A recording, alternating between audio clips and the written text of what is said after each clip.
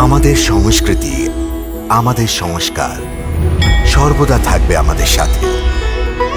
ভারতের মহান গ্রন্থ আর কাব্যের সম্পূর্ণ সংকলন। সাবস্ক্রাইব করুন তিলক।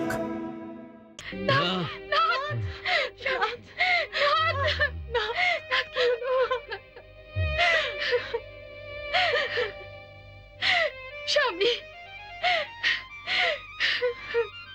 স্বামী কিছু বলুন স্বামী,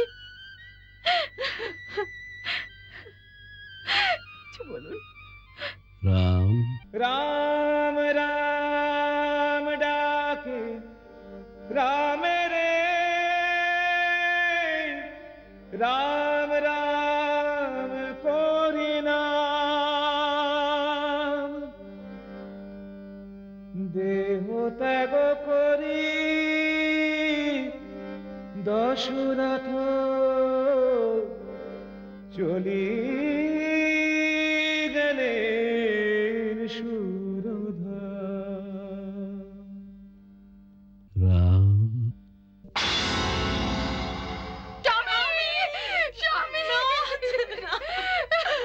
শ্রীরাম যে অবতার ধারণ করলেন তার দুটি মুখ্য প্রয়োজন ছিল।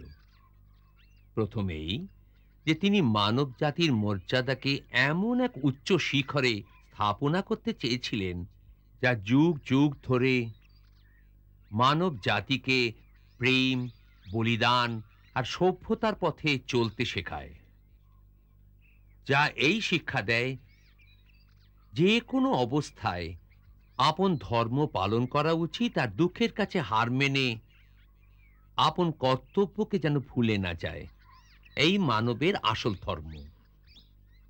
কথার এই অবধি ওনার এই প্রয়োজনই সিদ্ধ হয়েছে, যার কারণ তাকে মর্যাদা পুরুষোত্তম রাম বলা হয়।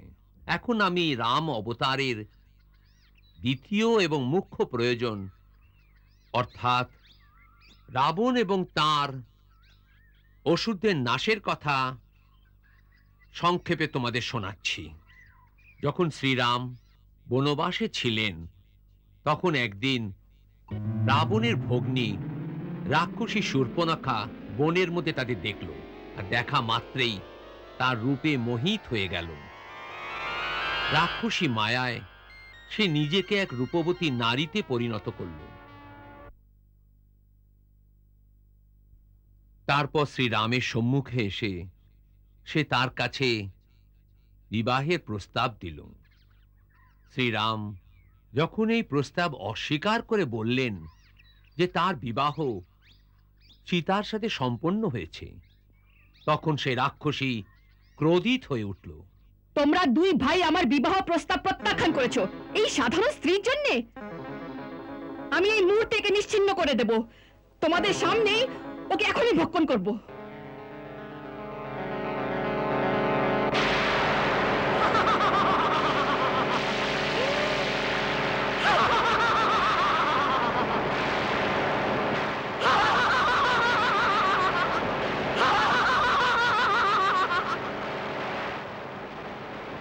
লক্ষণ, এই কোমল কামিনীকে চিবিয়ে খাবো আমি, তখন তো তুমি আমাকে বিবাহ করবে।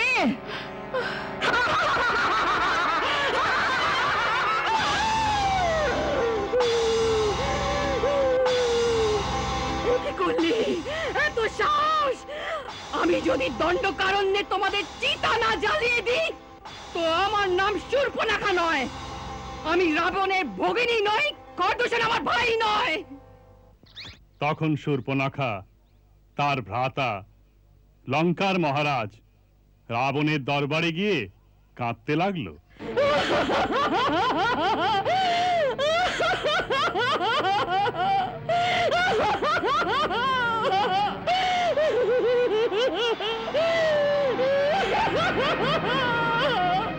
তোমার নাসিকায় এই আঘাত কিসে? এই আঘাত নয়, তলোয়ার দ্বারা প্রহার করা হয়েছে। কে সে? কে সেই মানব যে আপন মৃত্যুকে আহ্বান করেছে আমাদের অপমান করে?